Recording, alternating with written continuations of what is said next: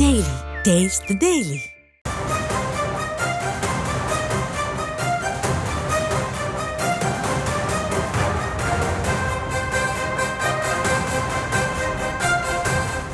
நாமக்கல்லில் நடைபெறும் கிட்னி வியாபாரத்தில் மேலும் ஒரு தரகர் ஈடுபட்டது அம்பலமாக இருக்கிறது. ஏற்கனவே ஆனந்தன் என்பவரை தனிப்படை போலீசார் தேடி வரும் நிலையில் முருகன் என்ற மேலும் ஒரு தரகர் இதில் ஈடுபட்டிருப்பதாகவும் அதிர்ச்சி தகவல் வெளியாகியுள்ளது. விவரங்களோடு இணைகிறார் செய்தியாளர் தங்கமணி. தங்கமணி, வணக்கம். யார் இந்த நபர்? மேலும் அவர் பேசியது தொடர்பான ஆடியோவும் வெளியாகி இருப்பதாக ஒரு தகவல் கிடைத்துள்ளது. அந்த ஆடியோவில் என்னென்ன விஷயங்கள் இடம்பெற்றிருக்கின்றன? முழு விவரம். வணக்கம். அதாவது கொங்கு மண்டலத்தை பொறுத்தவரை நாமக்கல் மாவட்டம் பள்ளிப்பாளையம், குமராப்பாளையம் பகுதிகளில் விசைத்தறி கூலி பெண்மணிகளை குறிவைத்து இங்கிருக்கின்ற புரோக்கர்கள் அவர்களிடம் மூளைச்சலவை செய்து பணத்தை ஆசை வார்த்தை காட்டி சட்டவிரோதமாக கிட்னி விற்பனையில் ஈடுபட்டு வருகின்றனர்.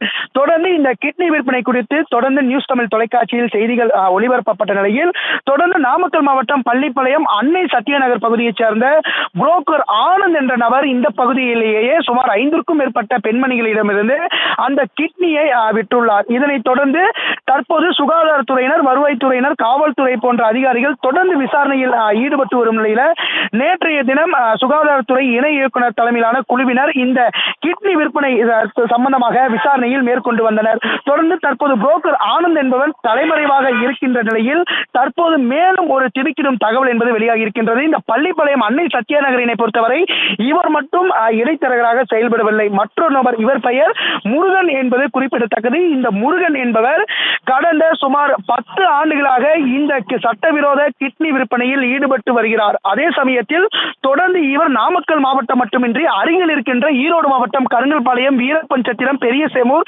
சின்ன சேமூர் போன்ற பல்வேறு பகுதிகளில் அங்கிருக்கின்ற கூலி பெண்களை குறிவைத்து இவர் அந்த கிட்னி விற்பனையில ஈடுபட்டு வருகின்றார். தொடர்ந்து அவரிடமிருந்து அந்த குறிப்பாக அந்த நியூ ரேலிங் லிஸ்ட் என்கின்ற அந்த ஒரு படிவம் என்பது கிடைக்கப்பட்டிருக்கின்றது. தொடர்ந்து அதில் சுமார் 50க்கும் மேற்பட்ட பெயர்கள் இடம்பெற்றிருக்கின்றது. குறிப்பாக அனைத்து பெயர்களுமே பெண்கள் பெயர்கள் மட்டுமே இடம்பெற்றிருக்கின்றது. அவர்களிடமிருந்து வைப்பு தொகையாக 1000 கணக்கில் வாங்கியிருக்கின்றார். குறிப்பாக அதில் ஒரு ஆடியோவும் வெளியிடப்பட்டிருக்கின்றது.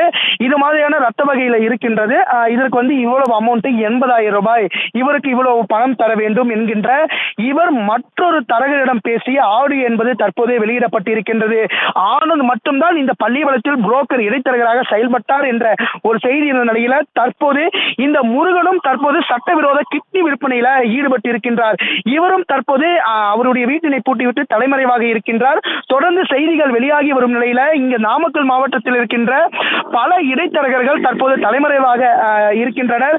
தொடர்ந்து இது குறித்து இன்றோ அல்லது நாளையோ மத்திய சுகாதார குழுவினர் இந்த பள்ளிப்பாளையம் மற்றும் குமராபாளையத்திற்கு வருகை தர உள்ளனர்.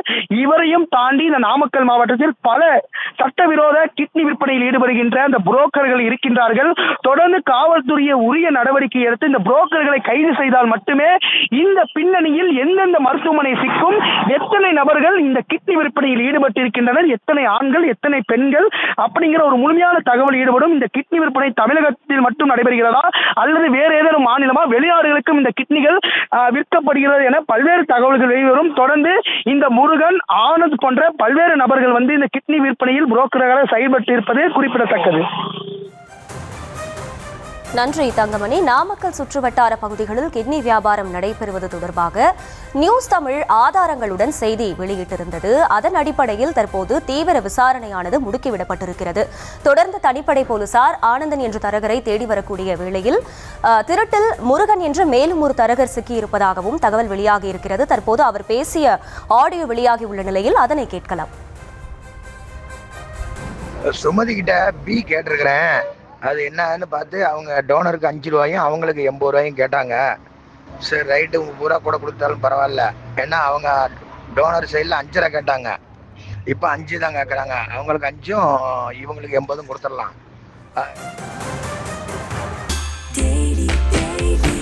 Taste the Daily.